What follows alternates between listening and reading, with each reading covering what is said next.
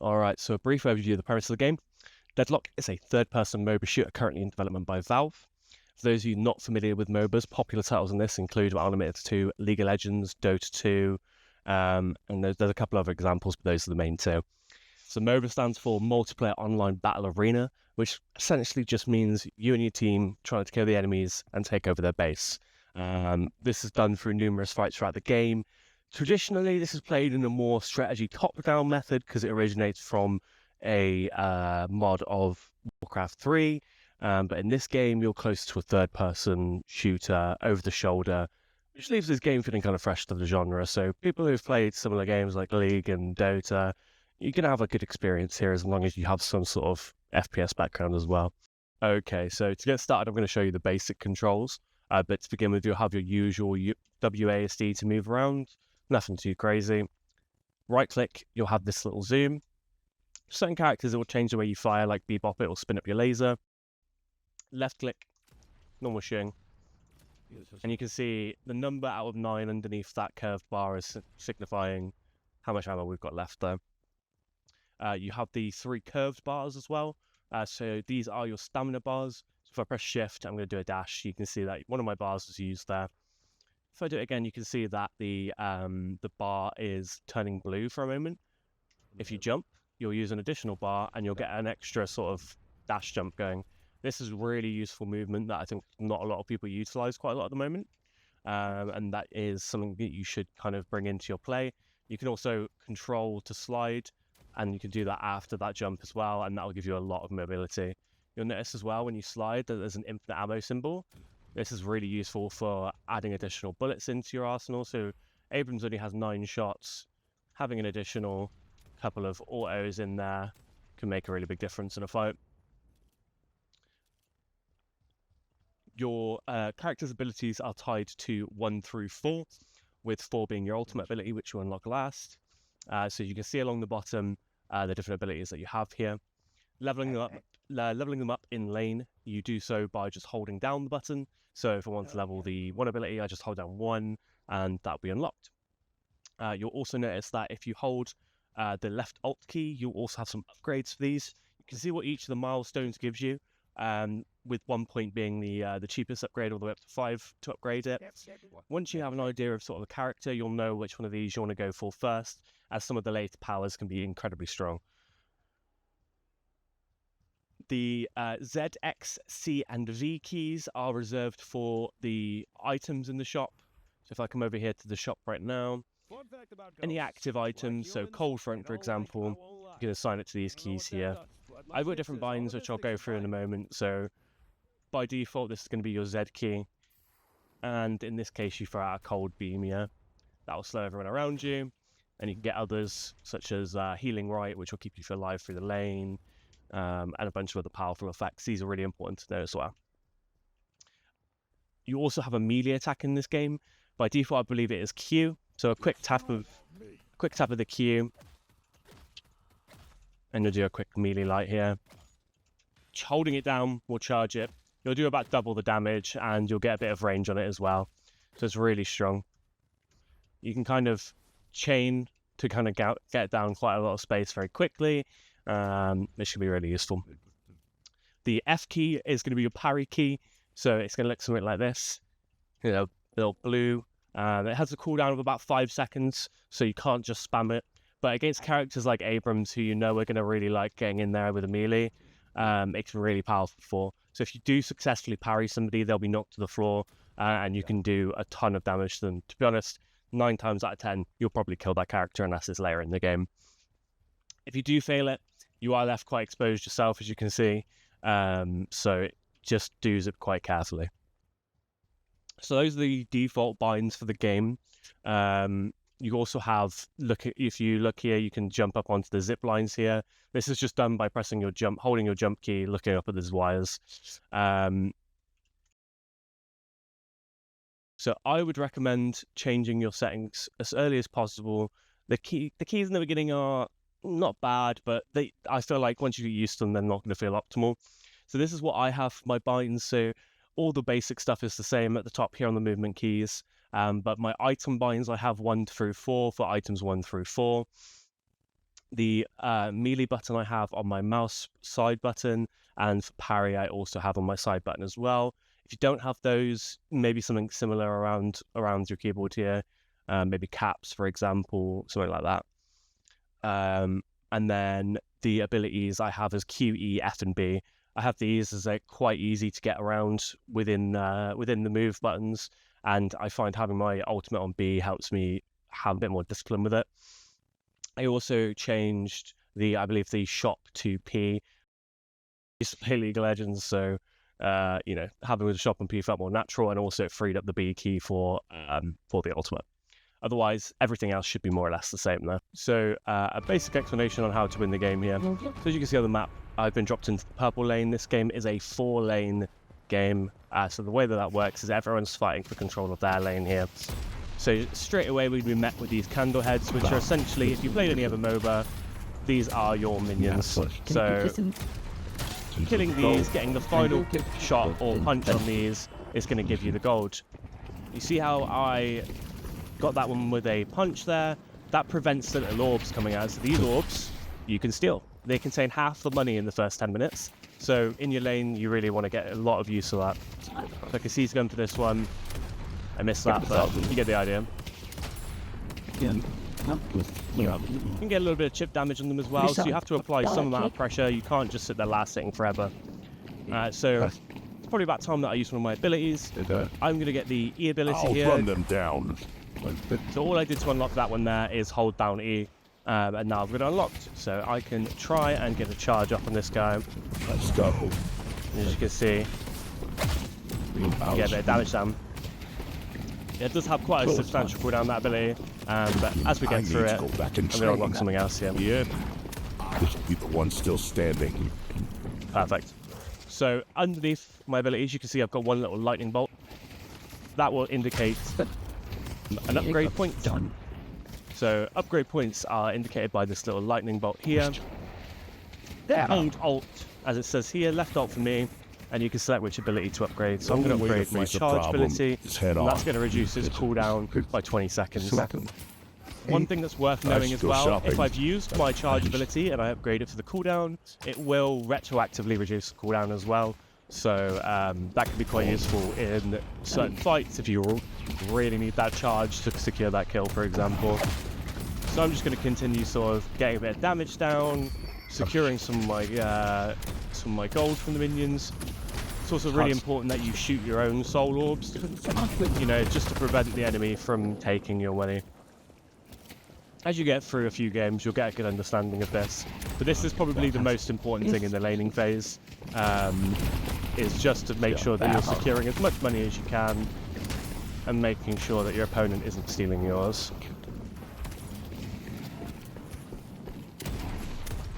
So every 30 seconds or so, another wave of minions is going to come in. This is how you get your power in this game. As you see, as you level up, you get some new abilities, but the main power does come from that money. So if you look at the bottom left, you can see how many souls I've got left. So right here, you've got a curiosity shop. You have one in base. I'll mark them all over the map, but you can see essentially they are these little green hut-looking things here, and there is one in the base there. I believe there is a couple in the undergrounds as well, just between bases. And the ones in the lane here will exist as long as your level 1 Guardian exists here. So I'm going to press P to open up the shop here. So the main thing really you want to have is, if you're very new at the game, I would browse for a build. So by default, you do get these default builds. They're not incredibly great. I would recommend clicking on public here. You can have a look at some of the different options. Some of them have funny names, some of them are highly rated. Pick one that looks good. A lot of the time they'll be able to give you a little bit of extra information on why you would pick each one, the situational items that are available, these sort of things. So it's definitely worth having a look through these and finding one that you really like. So yeah, a little bit of information about the HUD here. You can see your current movement speed, your current weapon damage. Basically, most of your stats are going to show up here. I won't go too much into that as I feel that will be a little bit overwhelming But you can see in the bottom left here, you've got your current items. They have 4 slots for each color, 4 orange, 4 green, 4 purple. These will signify weapon damage, more sort of defensive items, and ability-based items. You spend your total amount of souls here, and you can see right here, this is our next amount that we need to level up. So if I get another 400, you can see that amount is going down. This will signify your HP here. This will signify the amount of health regen that you've got. So that'll be per second, I'll be regenning about 4.5. As you can see, my number is ticking up there. The little purple bar is a spirit shield that I've got from my items. This will be used whenever I take spirit damage first instead of my HP, and you can get weapon damage shields in the same way as well. Otherwise, along the top, you can compare your lane to your opponent. So as you can see, Infernus has 2.8. I have 2.2. You know, I'm not trying too much here, but essentially this lets you see how you're comparing to your opponent. You can also see underneath the name this little lightning bolt. This will signify your ultimate ability. So as you can see from this, I can now tell that Infernus has just unlocked his ultimate. This is really useful information. I don't want to fight this guy right now, right? Because I haven't got mine. But that can be really useful stuff to know. Okay, so we're going to start another botch match here. I just want to show you sort of how the start of the lane will generally work and explain, for example, the zip lines here as well. So you notice I can jump off, can jump back on by just holding space. You're generally looking up at the wires is the easiest way to do this. You can also press your parry button for a zip line boost. This is really useful for getting back into your lane faster, for moving to other lanes. You can kind of sort of use it to get around. But it's a very long cooldown to use. It's roughly about 5 minutes, I think. So you want to avoid wasting that. Don't use it in the beginning.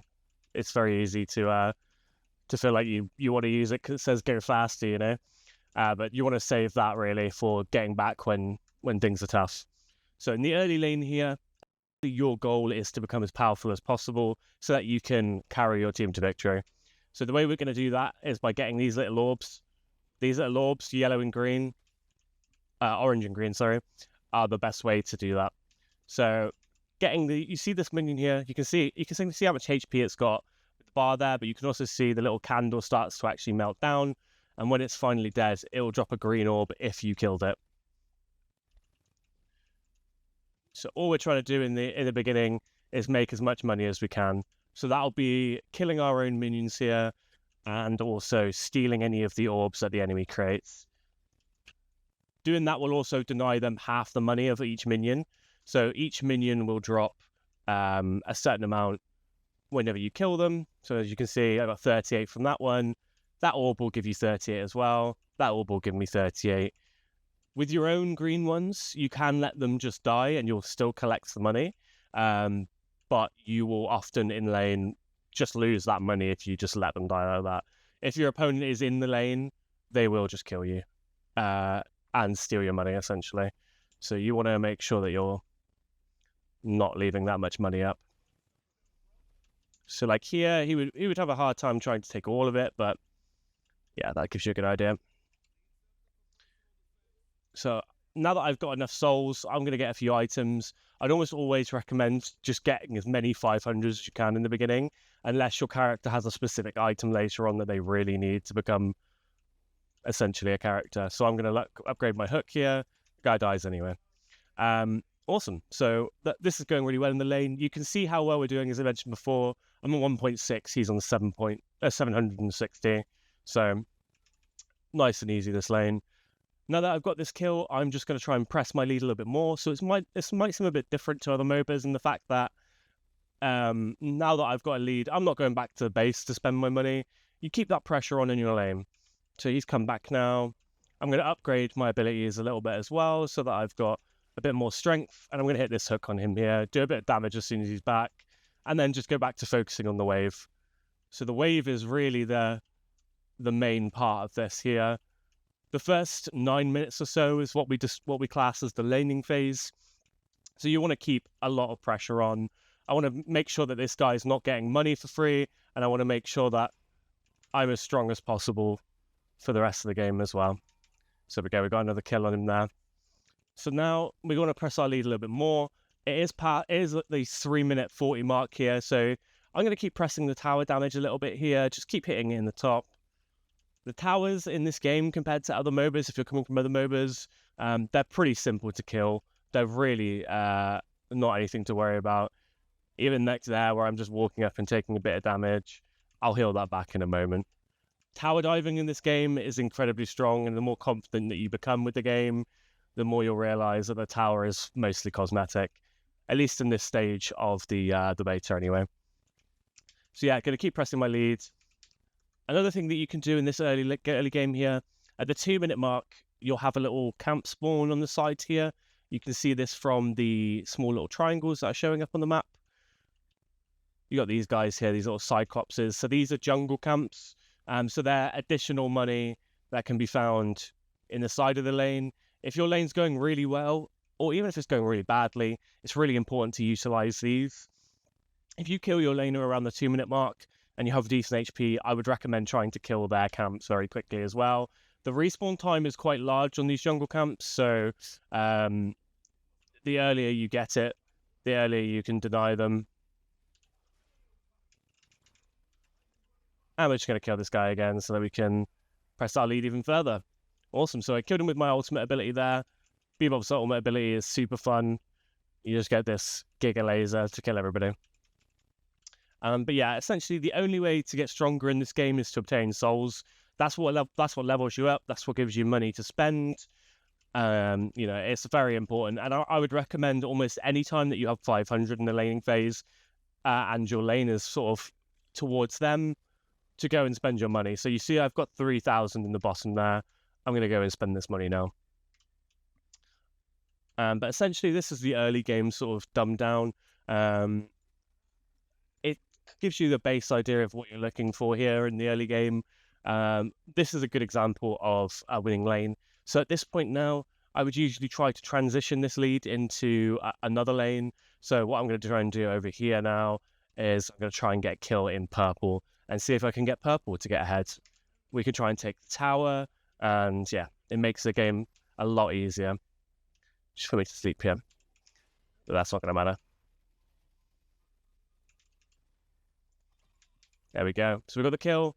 Now we can push the wave here, and we can try and get the tower. Normally, I would say, once you got this kill, go back to your lane, because as you can see, Infernus is pushing my tower down here. So we're going to look to either match it or go back. So this is a common MOBA term called cross-mapping. What that essentially means is when someone's doing something on one side of the map, you're trying to create your own lead on the other side of the map. If I wanted to go back there now, I could do. It would take a bit of time, so arguably it's going to be faster for us to just continue to push our lead in this lane. And there we go. Just like that, purple lane's winning now as well. So we're going to transition this back now. So I'm going to go back to base just for the purpose of resetting here. So you see I can jump off. I can hop over to the blue line. It's a little bit faster than going all the way back. I use my zip line speed there to get back to control.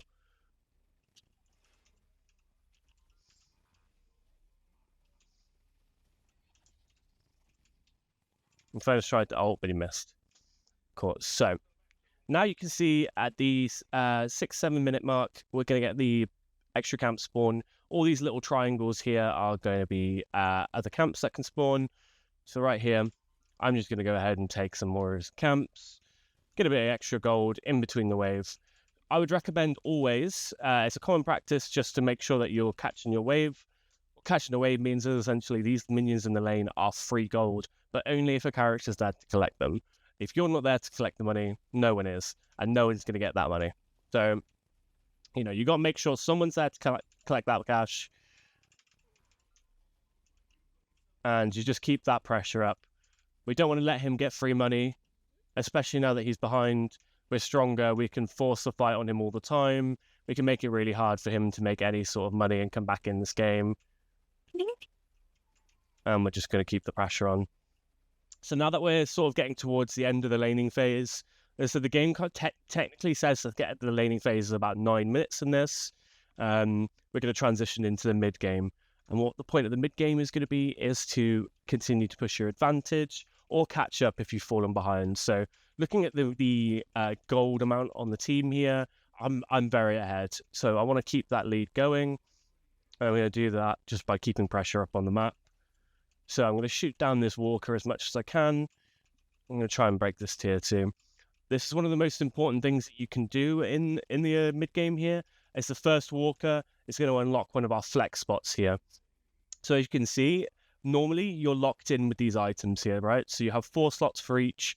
If I wanted to buy in another green, I'd have to sell one of my greens that I've bought already, which isn't terribly efficient.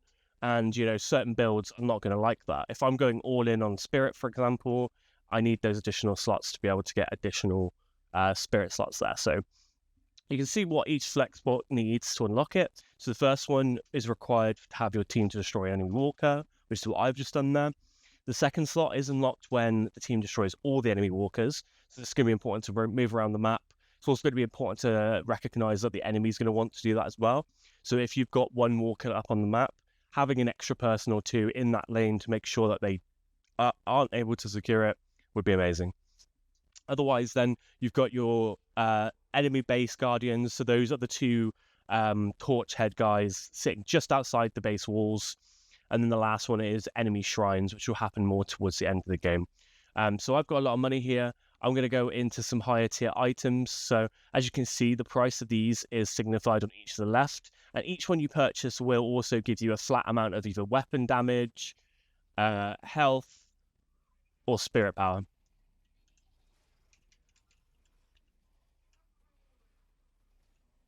I'm just going to kill this guy because I can. He did break the shop, so that makes it a little bit more awkward. What we're going to do is we're going to go over to here anyway. So you can see, I'm just going to get a few camps in between. Gives you just a little bit of extra gold generation. And just here, there's another shop. This one doesn't get destroyed.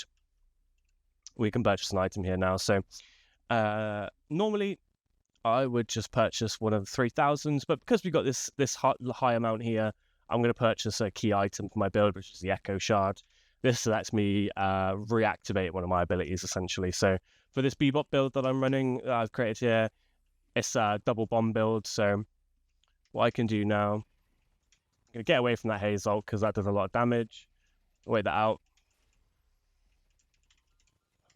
You can see we got a double bomb on her. That's going to do a lot of damage. It's also going to make your bomb stronger. So wonderful, wonderful. So otherwise, then, the jungle camps are the main thing here. So as I mentioned throughout, the jungle camps are going to be quite an important part of this game. If you've played other MOBAs, you'll understand that normally that role is fulfilled by a dedicated jungling role. In this game, you're kind of all the jungler. You all want to be collecting these camps in between, denying the enemy's camps, and just generally pushing your lead even more. So as you can see, I got like 150 gold from that. 150 souls, sorry. And, you know, that can be quite a lot of money in this game.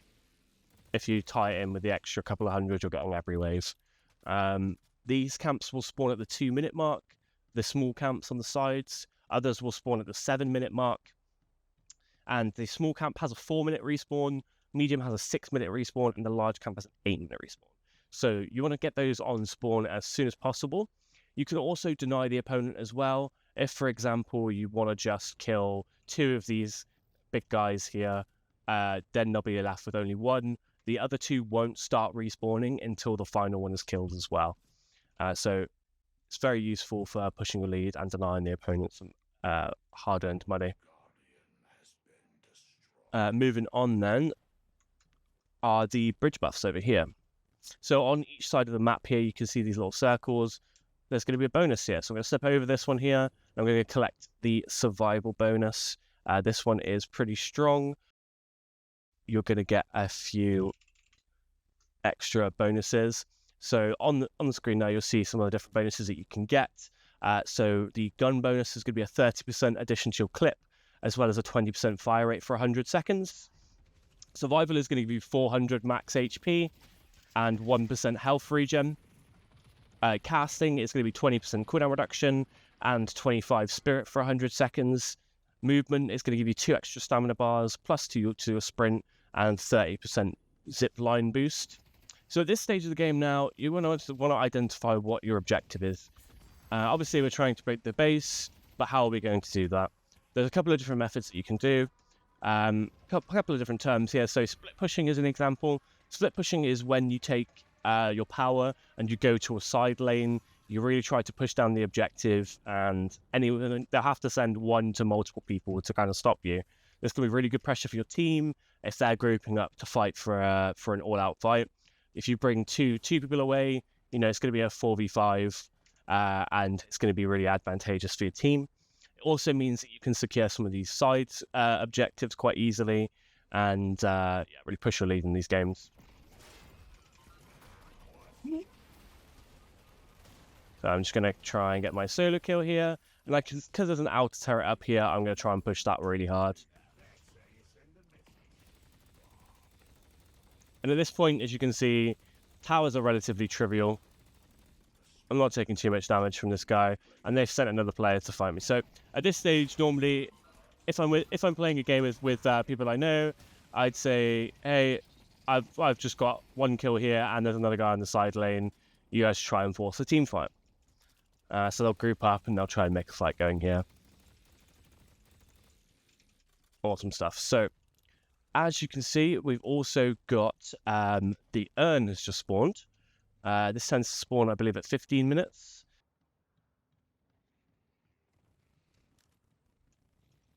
It looks like someone might have already got that one. So as you can see on the map there, it looks like Infernus is going to cash in the Urn. This will spawn on the sides over here or here, and then you'll have to carry it to the opposite side of the map to cash it in. So in this case, it spawned here. Infernus is trying to cash it in there, and he has just returned it. And you'll see that's a great big cash influx for your team. It will give you, the carrier, an additional ability point as well as an additional 25% of that pot that will come out in orbs. So those actually can be stolen in the same way the orbs that come out from towers can be stolen. Essentially, that's how the urns work. They're quite a great mid-game objective to get. You can't use any abilities or shoot whilst carrying the urn, so you'll either need to make sure that you've got someone who can safely bring it over. So for example, Haze is a great character for that because she can go invisible, or if you've got an Ivy, you can get them to pick you up with the ultimate, and that works as well. Awesome. So now that we've got quite a lot of money, let's go over to the shop and have a look at some of the mid-game options. So generally speaking, in the mid-game, you're going to be looking for these ones that you can build up. So as you can see, the Mythic Burst item is a component of Improved Burst. So if you buy the first part, you can work it towards this one. It doesn't take an additional slot, it just upgrades that one. The mid-game, you're generally going to be looking for these upgrades, or trying to save for one of your essential 6,300s. Some of these are very powerful, and are definitely worth trying to fight for. Fantastic. So I'm quite low on HP here, so this is a good time to go back. I'm just going to go back to base, spend some money, and just heal up as well. Generally, you want to minimize the amount that you go back to base, because all the power's in the lane. The first 10 minutes of the game, all of the money is shared between you, and after the 10 minutes, all of the money is within the orbs that comes out. So denying is really strong in this side of the game. Shooting those orange orbs when someone gets the last hit. I feel like at this stage of the game as well, from experience, quite a lot of people don't recognize this, and will start forgetting to secure their own gold. At this point, you can kind of steal quite a lot of it. If you're going to lose a tower and you're safe, you can kind of steal all the gold that comes out of that pretty reliably. I'm going to grab this guy out of the sky because I don't like the way he's looking at my team. And we're just going to start blasting. Awesome. So we got 3 kills there. So now we're going to want to try and push that lead. So we're getting into the end game now. Generally classified, I'd say maybe by about 15 minutes onwards. It's not really a solid point in the game that says end game, but that's going to be sort of when you get to that stage there. So we're going to want to try at this stage of the game to unlock our final flex spots here. So as you can see, we've got 2 walkers left on the map. I'm going to try and unlock those as soon as possible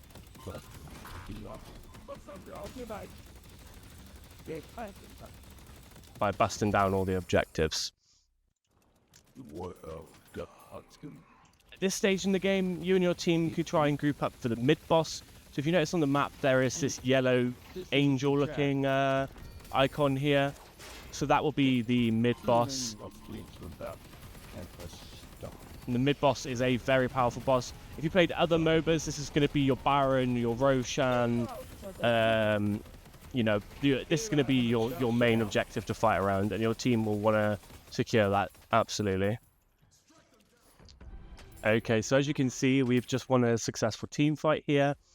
So what we're going to do is try and go for the mid-boss. So the mid-boss is this giant eye guy. He'll have a little bit of a shield that will generate if he doesn't take damage for a while, and he'll have a big HP bar. Once you get to the halfway point, just heard that noise, that will alert the enemy team that the mid-boss is being fought, and we have destroyed it here. So the enemy team knows we're doing it. They're coming in to fight us. The mid-boss will drop an objective called the Rejuvenator. So as you can see, they've just stolen that there. They've managed to go in, kill everybody, and it's an item that comes down a green sort of gem that you need heavy melee to secure. So in that case, they stole it from us. That's a really bad outcome. They're now going to have the benefit of the Rejuvenator. So the Rejuvenator will give you 50% reduced respawn timers, as you can see by these little angel icons here. If they die at this stage in the game, normally it's 60 seconds or so. They're going to get about a 30-second timer, but that's only once. All of their minions will have about 50% increased health as well, so naturally their lanes are going to win by pushing. They don't necessarily need to be there. If left neutral, their lanes will come to our base. This is really good for them because the zip lines will go as far as the minions actually go. So this is a great advantage for them, and this is really the best way for you to try and figure out the game. It does also give your characters a bunch of fire rates, so taking those objectives is a piece of cake. So we got a couple of kills here, and now we're going to try and transition that to win the game. Busting down their base here.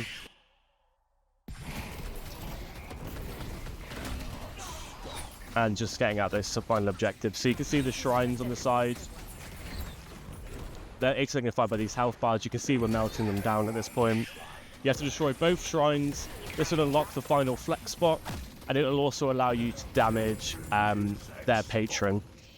So the first set here, first HP bar of the patron, you just shoot it whilst it's up in the sky.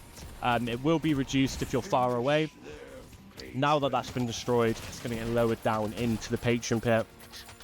Again, you can only damage this one whilst you're inside the pit, but it will come down as the orb after about 10-15 seconds, and then you're able to start damaging the final HP bar. This is how you finish out and close the game. So as you can see at this stage in the development, it can take longer games, but generally speaking, they're going to be quicker than your average MOBA game, sometimes as fast as 15-20 minutes. I hope you guys liked the video. I will be doing more content like this, so make sure you hit the bell button. We're going to be doing some more Deadlock guides for individual characters, some high-elo guides, looking at some of the games of people in high MMR and seeing what's successful for them, maybe even interviewing a few of them and getting some ideas on some of their perspectives on some of the things going on in the game. But if you guys are excited for Deadfall or anything else, or just looking for an invite, make sure you hit the comments. I'll be trying to add and invite as many people as I can in the comments to get you guys in, because I am as excited about this game as you guys are, hopefully. But once again, thank you for watching. If you watched it to the end, you're the GOAT, and I'll catch you again next time.